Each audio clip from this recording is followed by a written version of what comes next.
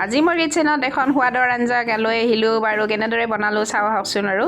এয়া মই কেৰাহীটো পাতি লৈ গৰম হোৱাৰ পিছত তেল অকণমান দি মই আলুখিনি কাটি লৈছিলোঁ এইখিনি ইয়াত ভাজি উঠাই থলোঁ এই তেলতে মই কুচিয়া মাছখিনিও ভাজি ল'ম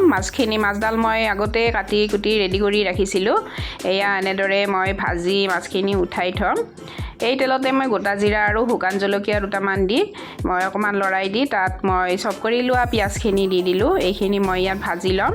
ইয়াতে মই আদা নহৰু আৰু কেঁচা জলকীয়া অকণমান থেতেলিয়াই লৈছিলোঁ সেইখিনিও দি দিলোঁ এইখিনি লৰাই লৈ মই তাত মই আলু বিলাহী এটাও একে পেষ্ট কৰি দি অকণমান নিমখ দি ভাজি ল'ম এইখিনি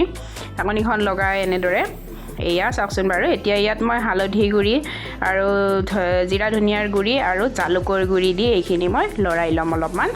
তাৰপিছত ইয়াত মই গৰম পানীখিনি দি অকণমান গৰম পানী দি মই মছলাখিনি ভাজিবৰ বাবে এনেদৰে ঢাকনিখন লগাই দি মই দি দিলোঁ এইখিনি মই সিজালৈকে এয়া চাওকচোন বাৰু এনেদৰে ভাজি ল'ম তেল বিৰিঙি উঠালৈকে এইখিনি ভজা হৈ গ'ল এতিয়া মই ভাজি উঠাই থোৱা আলুখিনি আৰু মাছখিনি ইয়াত একেলগে দি দিলোঁ এইখিনি লগ কৰি লয়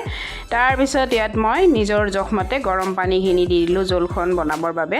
ঢাকনিখন লগাই এনেদৰে উতলিবলৈ দিলোঁ এয়া চাওকচোন বাৰু মোৰ আঞ্জাখন ৰেডি হৈয়ে আহিল মোটামুটি তাত মই কেঁচা ধনিয়া অকণমান কাটি লৈ ৰেডি কৰি ল'লোঁ গৰম গৰম ভাতৰ লগত পৰিৱেশন কৰিবৰ বাবে যদি ৰেচিপিটো ভাল লাগিলে এটা লাইক কৰিব আৰু কমেণ্ট কৰিব